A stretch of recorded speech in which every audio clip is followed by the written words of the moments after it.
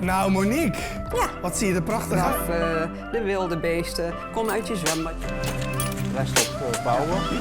En nou ja, qua beweging zijn we ook een beetje... Beste kijkers, welkom. Wij zijn hier te gast in Bar Salut in Axel, waarvoor hartelijk dank natuurlijk. En ik ga in gesprek met een kustecoloog. En ja, waarom is dat belangrijk, denkt u dan? Nou, Zeeland heeft natuurlijk met de Westerschelde, of Zeeuws-Vlaanderen moet ik nu eigenlijk zeggen, Zeeuws-Vlaanderen heeft met de Westerschelde een belangrijk natuurgebied onder de hoede, maar ook een belangrijke economische ader. En de balans tussen natuur en economie, dat is best een precaire. En dan komt dan ook nog een keer bij dat onze zeespiegel aan het rijzen is. Dus het wordt eigenlijk alleen nog maar ingewikkelder. En mijn gast, die denkt daar heel actief over mee. Jim van Belzen, welkom. Ja, goeiedag. Ik introduceer je net als kustecoloog. Ja. Waar ben jij, voordat we gaan praten over wat kustecoloog is, waar werk jij als kustecoloog? Nou ja, dus aan de kust. Maar bij welke organisaties? Of doe je dat voor jezelf? Nee, ik werk voor Wageningen Marine Research en voor het Nederlands Instituut voor Zeeonderzoek. En dat zit beide in Ierseke. Maar ik ben zelf, woon ik in Sasvagent. Dus ik woon aan deze kant van de rivier. Oké. De linkeroever. Goed. Wat doet een kustecoloog? Ja, nou misschien goed om te zeggen dat ik ben officieel estuarine-ecoloog, nog een mooier woord. Oké. En dat is de ecologie van de estuaria. En een estuarium is een gebied waar zoutzeewater en rivierwater samenkomen. En daar krijg je dan brak water. Oké, waar de rivier zeg maar in de zee uitmondt. Precies. Ja. Dus dat is eigenlijk een soort van de brakwatergetijdengebieden. Dat is waar ik echt verstand van heb. En ik doe vooral veel ook onderzoek naar wat voor natuur, hoe ontstaat die natuur daar en ook hoe die natuur eventueel een rol zou kunnen spelen in onze kustbescherming.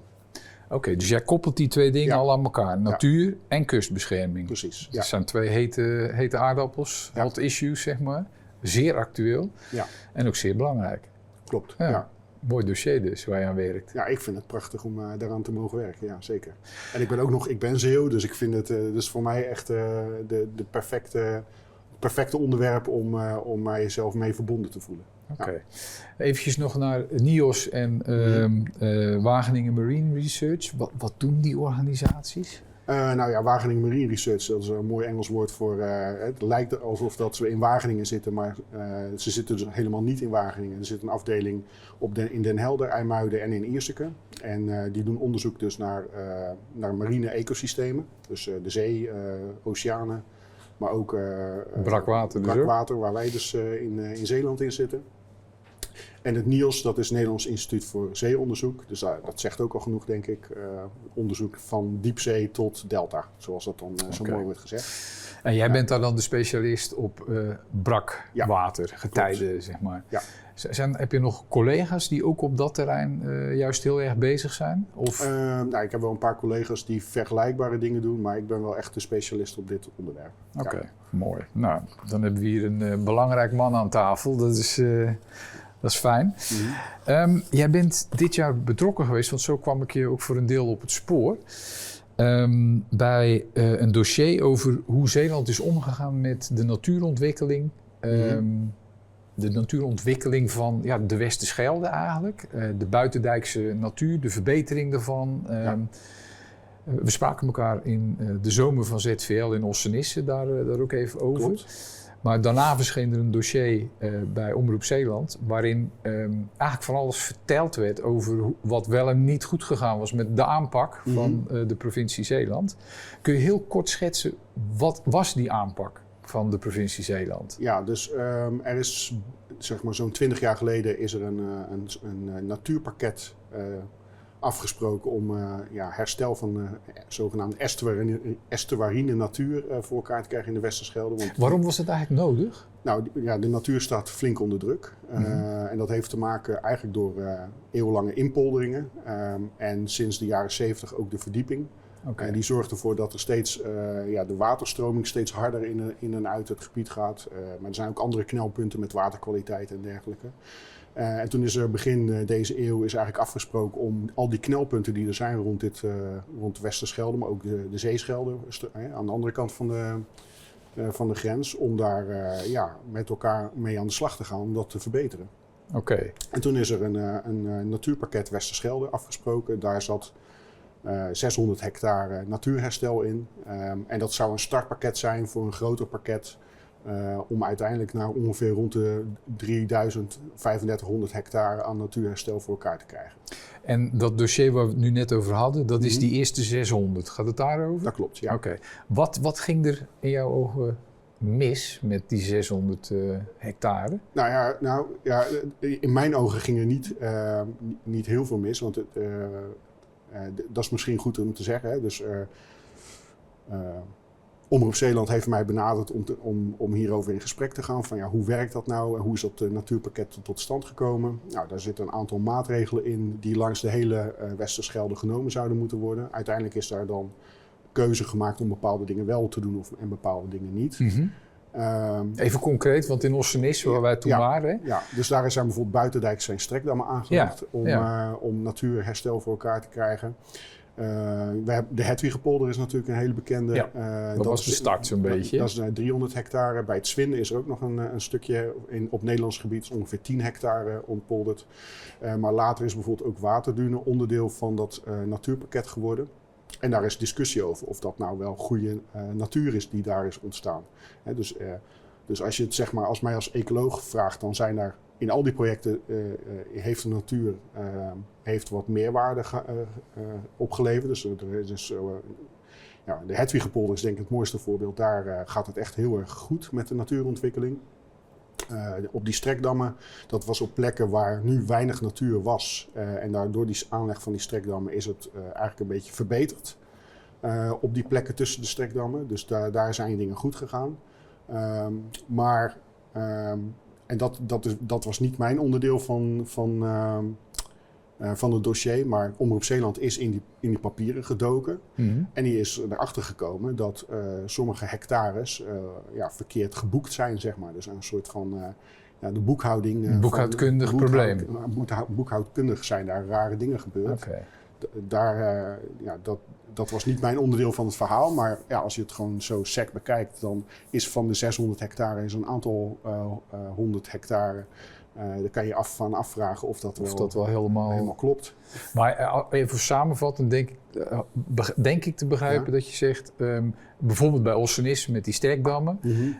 Ze ging er ook met je handen in de modder en zei toen van, nou kijk, hier zitten beestjes in. Mm-hmm. En die zaten vroeger zat die bijna klopt. Niet. Nee. En dat is een verbetering. En dat is een verbetering. Want beestjes in het slip betekent meer vogels enzovoort. De kringloop klopt. Die deze werkt. Ja, precies.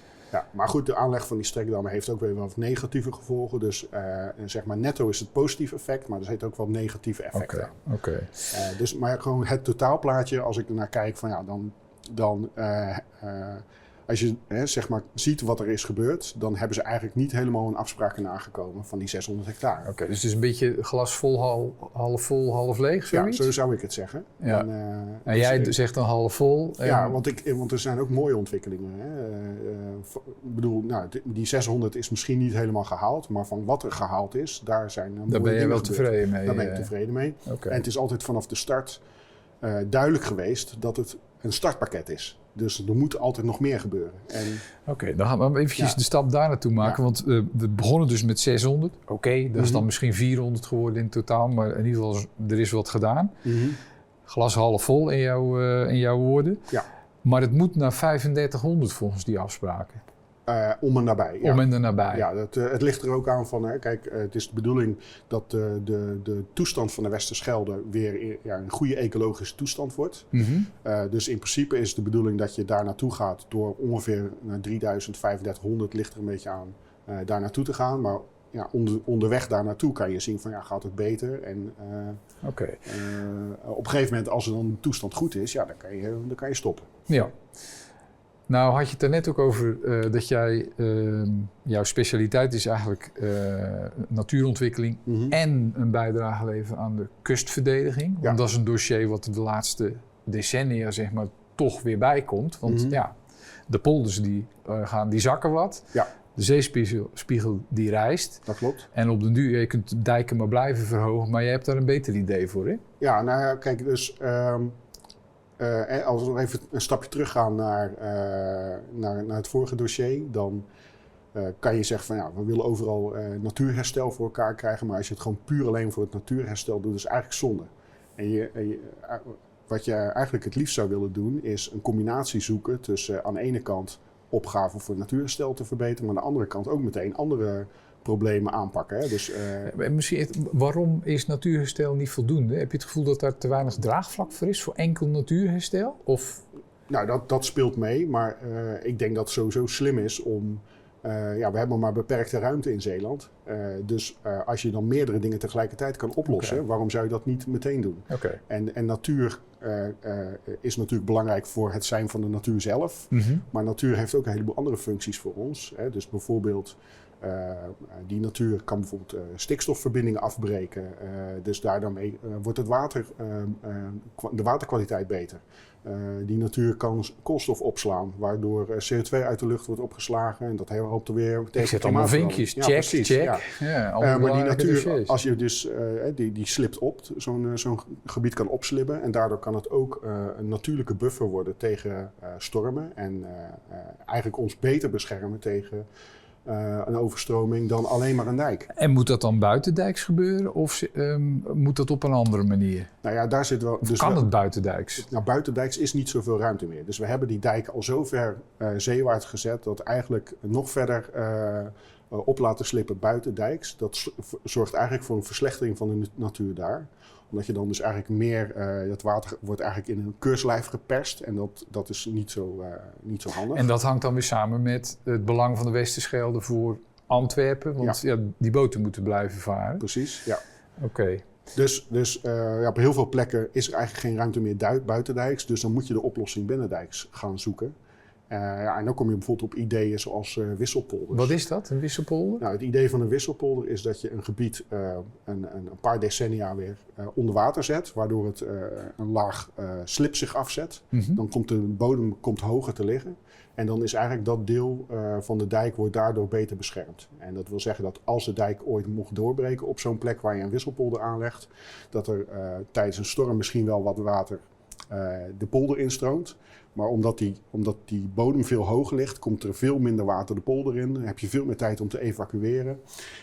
En is de schade veel minder groot dan als je alleen maar één dijk hebt. Maar even, hoe gaat het dan in zijn werk? Want je legt een stuk aan wat onder water komt op bepaalde momenten. Ja. Maar daarachter moet je nog wel een nieuwe verdediging leggen, denk ik dan. Ja, dat klopt. Dus je legt zeg maar een beetje landinwaarts leg je een nieuwe dijk. Of en wat is een beetje? Even een beeld te zeg maar, dat ligt er een beetje aan hoeveel ruimte er is. Hè. Maar dan denk aan 500 tot 1000 meter landinwaarts kan je dan een dijk... Van de huidige dijk? Van de huidige dijk leg je een nieuwe dijk. Of je gebruikt een oude dijk die er al ligt. Een binnendijk, en die waardeer je op. Dus hij moet wel weer op sterkte gelegd, op sterkte worden gemaakt. Nou, dan kan je zo'n gebied met... het ligt er ook aan welke plek het precies is. Want sommige polders die liggen al veel lager en andere plekken liggen hoger. Nou, hoe hoger een polder ligt, hoe sneller die opgeslipt is tot gemiddeld hoogwater. En dan kan je hem weer afsluiten. Oké, dus dat is een kwestie van kiezen. Ja. Maar ik voel hem al een beetje aankomen, want dit klinkt als...